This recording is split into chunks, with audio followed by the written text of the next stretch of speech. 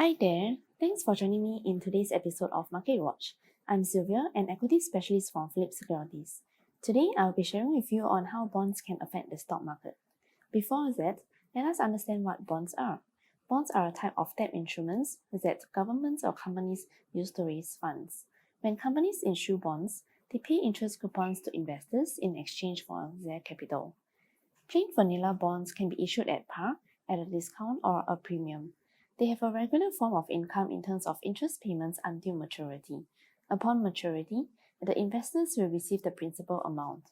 On the other hand, zero coupon bonds are issued at a discount and no coupon is paid throughout its term. The par value will be repaid upon maturity. And bonds are also viewed as the safer asset as they provide a regular source of income without much fluctuation in prices. Whereas stocks are volatile in nature and not all stocks pay dividends. In the recent weeks, we saw the 10-year Treasury yield spike up above 1.4% at the end of February, and it also jumped to almost 1.6% after the US February non-farm payrolls reported better than expected results. The yield also rose to 1.6% after the Senate passed the $1.9 trillion stimulus bill.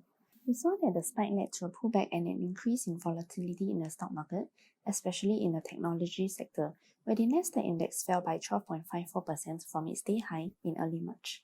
This was mainly fueled by the sell-off of technology stocks like Tesla and Apple, which have dropped by more than 20 to 40% from their day highs this year. One of the possible reasons for the pullback in the stock market is the rotation into the bond market. With an increase in stimulus, this adds to inflationary pressure, and the 10-year yield rose rapidly in such a short period of time. As bond prices are inversely related to interest rates, with rising interest rates, investors may switch to investing in bonds, as bonds are viewed as a safer asset compared to stocks, and they can now purchase the bonds at a lower price. Thus, they will liquidate some higher risk assets like stocks to invest in lower risk assets like bonds. However, low risk does not mean that there's no risk. One of the risks of bonds is the default risk, as the issuer may default on its payments when it is unable to pay interest coupons to investors. Investors may also lose all their money that they have invested.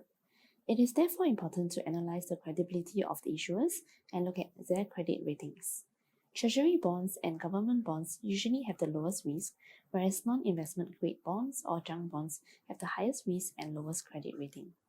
In conclusion, the Fed has announced that it aims to keep interest rates low and continue purchasing bonds to reach its goals on maximizing employment and price stability.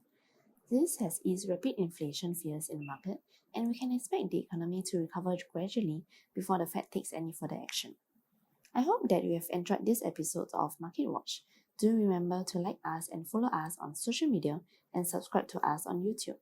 You may also leave your comments to share with us what you think about the rising interest rates. Thanks for joining us and see you soon.